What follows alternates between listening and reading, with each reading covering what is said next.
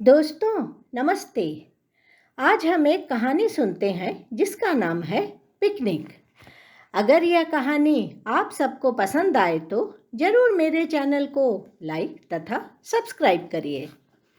रीना अपनी बेटी को किस्से सुनाते हुए कह रही थी, तब तब मेरा फर्स्ट ईयर था कॉलेज में।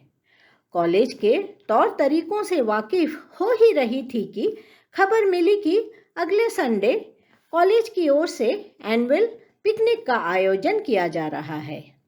स्कूल की पिकनिक का तजुर्बा तो था ही, लेकिन कॉलेज की पिकनिक पता नहीं कैसी होती होगी।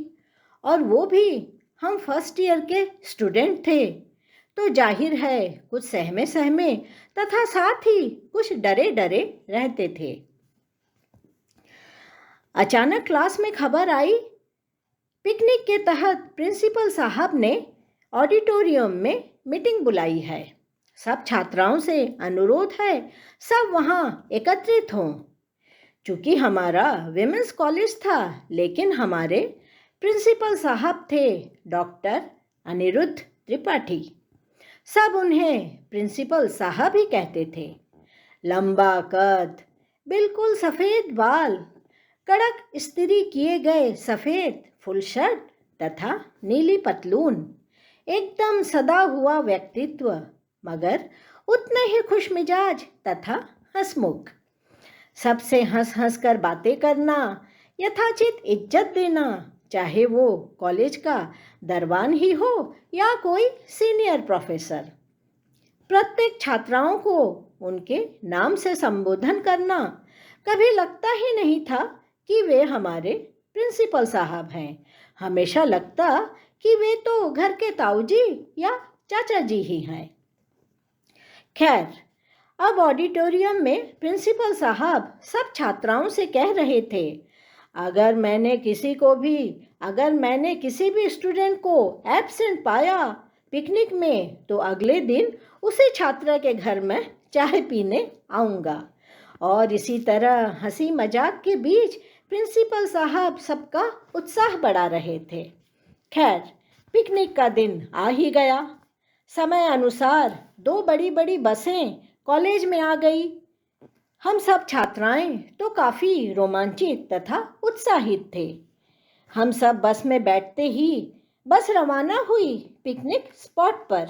नदी के किनारे घने पेड़ के नीचे हम दरी बिछाकर सब बैठ गए। अपनी अपनी टोली में हम सब छात्राएं हंसी मजाक चुहलबाजी के बीच सबके हाथ भी चल रहे थे। कोई टोली मटर छिल रहा था, तो दूसरी टोली जाड़े की धूप में बैठकर गोभी काटने में व्यस्त था। इधर हमारे प्रिंसिपल साहब घूम घूम कर हंसी मजाक करते हुए सबका जी बहला रहे थे। हम फर्स्ट ईयर के स्टूडेंट काफ़ी खुश थे। हमारा डर भी अब धीरे धीरे ख़त्म होता जा रहा था और हमारे सीनियर से हमारा फासला भी कम होता चला जा रहा था। सुबह के नाश्ते तथा चाय का सिलसिला ख़त्म होते ही रसोइये खाना बनाने में जुट गए। तभी अनाउंसमेंट हुई कि कॉलेज की टीचिंग स्टाफ के बीच पूरी बेलने की प्रतियोगिता शुरू होने वाली है। हम फर्स्ट ईयर के स्टूडेंट को दायित्व दिया गया इस पूरी बेलने की प्रतियोगिता को सुचारू रूप से संपन्न कराने की। हमने भी फटाफट अपना दायित्व निभाते हुए 6 ग्रुप में सारे सदस्यों को बांटकर हाथ में स्टॉप वॉच लेकर जल्दी जल्दी खेल संपन्न करने में लग गए। 1 मिनट में जो सबसे अधिक पूरी बेलेगा वही विजेता घोषित किया जाएगा। 1 मिनट में जो सबसे अधिक पूरी बेलेगा वही विजेता घोषित किया जाएगा।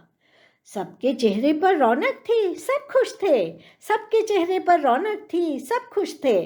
सब जानना चाहते थे आखिर विजयी कौन होगा।